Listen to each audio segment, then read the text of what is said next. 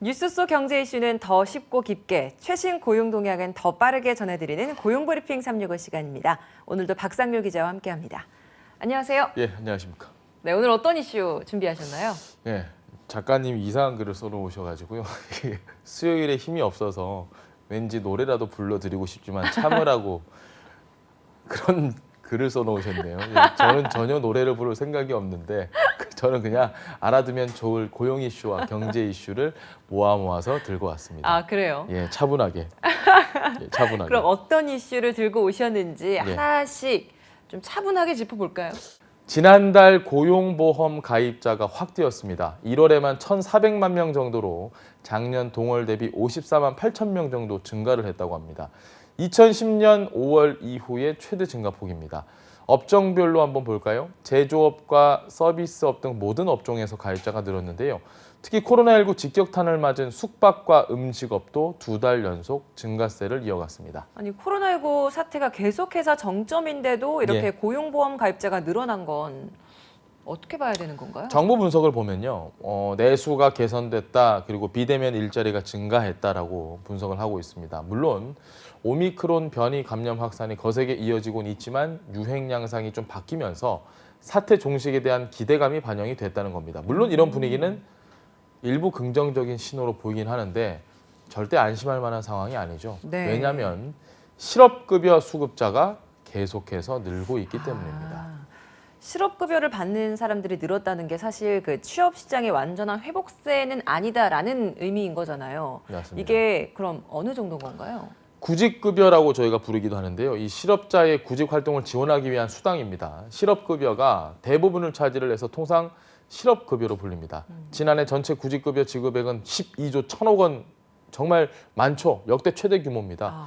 지난해보다 2천억 원이 많았고 지난해 2월을 기점으로 계속해서 1조 원대의 지출 규모를 유지를 하고 있습니다.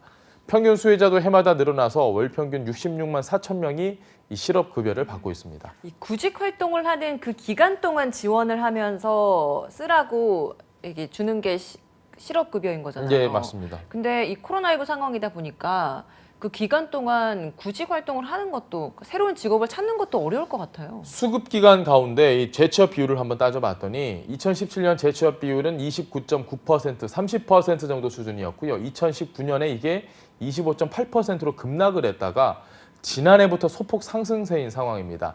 고용부는 낮은 재취업 비율을 유지하는 원인으로 바로 코로나19를 꼽았습니다. 코로나19의 영향으로 고용시장의 어려움이 큰 상황에서 나아지기란 좀처럼 쉽지 않다는 겁니다. 그래도 최근에 기업들의 공개 채용 소식도 하나둘 나오고 있고 아마 앞으로 조금 상황이 지금보다 나아지지 않을까 이렇게 기대해 봅니다. 네, 좋습니다. 그럼 두 번째 이슈 어떤 거 들고 오셨나요? 국민 자격증이라는 말까지 나오고 있는 이것에 대해서 들고 왔습니다. 자, 국민 자격증. 변호사 자격증? 아, 그거 국민 자격증이라고 하기엔 좀 너무 그렇죠. 어렵죠. 네, 맞습니다. 맞습니다. 지난해 자격 시험에 무려 40만 8천여 명이 응시를 했습니다. 수능 이후 수능 다음으로 거의 최다 인원인데요. 어떤 자격 시험인지 눈치채셨나요? 저는 사실 좀 알고 있죠. 제 친구가 봤습니다. 합격하셨나요? 합격했어요. 고득점으로?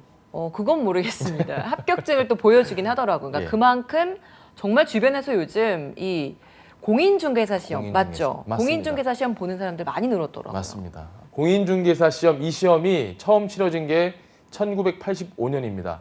원래 주로 중년들이 그 인생보험 드는 심정으로 치른다고 해서 중년의 고시로 통했는데요. 맞아요. 이 고시장 풍경이 지금 눈에 띄게 달라졌습니다. 2030 청년들이 대거 뛰어들면서 전체 지원자의 무려 40%가 20, 30대라고 하네요. 제 친구도 시험을 봤으니까요. 아, 20대. 30대. 예. 지금 취업난이 어마어마한데 집값은 천정부지를 솟고 있죠. 조금 소강 상태에 접어들긴 했지만 그래서 부동산 공부를 겸해서 자격증 시험을 준비하는 젊은 층 응시생이 많아진 겁니다. 자, 그런데 이렇게 자격 시험을 치는 사람이 늘어나고 있는데 역설적으로 공인중개사무소 문을 닫고 있다고 하네요. 아, 현장에서 문을 닫는 곳이 많으면 일할 것도 줄어드는 거잖아요.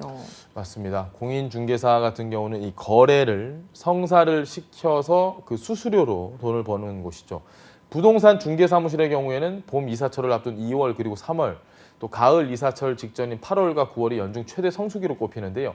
지난해 말부터 성수기라는 말이 무색할 정도로 거래가 아예 사라지면서 일찌감치 사무실을 정리하려는 그런 수요가 늘고 있다고 합니다. 네. 코로나19 여파에 더해서 대출 규제 또 금리 인상으로 거래 한파에 들어섰기 때문이네요.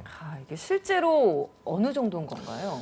공인중개업의 휴업 건수를 봤더니 12월 기준으로 지난해보다 늘었습니다. 2013년 이후에 8년 만에 최소치 기록이라고 합니다. 한국공인중개사협회에서 운영하는 중개사무소 양도 게시판을 들어가 보면요. 아이고 사무실 내놓겠습니다. 이런 글들이 정말 줄줄이 보이고 있습니다. 네. 봄 성수기를 앞두고도 이달에도 전국적으로 올라온 매매나 임대 관련 글 무려 800여 건에 달할 정도입니다. 그러니까 부동산 중개업소들 불황이 정말 뚜렷한 거네요. 맞습니다. 다른 지표에서도 마찬가지인데요. 이 공인중개사협회에 따르면 지난해 전국의 공인중개사 개업은 2013년 이후에 8년 만에 최소치를 기록을 했습니다. KB부동산이 1월 3,700여 회원 중개업소를 대상으로 집계를 해본 매매 거래 동향 지수를 보면요. 2003년 조사 시작 이래 최저치를 기록을 했습니다. 조사에 참여한 회원 중개업소 중 단 한 곳도 최근에 거래가 활발하다라고 답을 한 곳 없었습니다. 반면에 한산하다라고 답을 한 곳 97%에 달했습니다. 당분간 그러면 이런 부동산 위축 분위기는 계속될까요? 네, 그렇습니다. 수도권의 경우는 지난해 하반기부터 시작된 중개 수수료 인하가 시작이 됐고요. 이후에 반값 복비 시행으로 인한 출혈 경쟁 그리고 거대 중개 플랫폼의 등장 역시 또 다른 압박 요인입니다. 여기에 얼마 남지 않은 대선 또한 변수입니다. 대선 이후에 부동산 정책이 과연 어떻게 바뀔지 모르는다. 뭐 이런 분들 관망하겠죠. 이런 분들이 늘어나기 때문에 지금 상황 그렇게 좋지 않아 보입니다. 네, 놓치면 안 될 고용과 경제 이슈 오늘도 짚어봤는데요. 입춘이 지나고 거센 동장군도 물러나듯 꽁꽁 얼어붙은 우리 경제에도 온기가 확산됐으면 좋겠습니다. 오늘도 박상묘 기자와 함께했습니다. 고맙습니다. 네, 고맙습니다.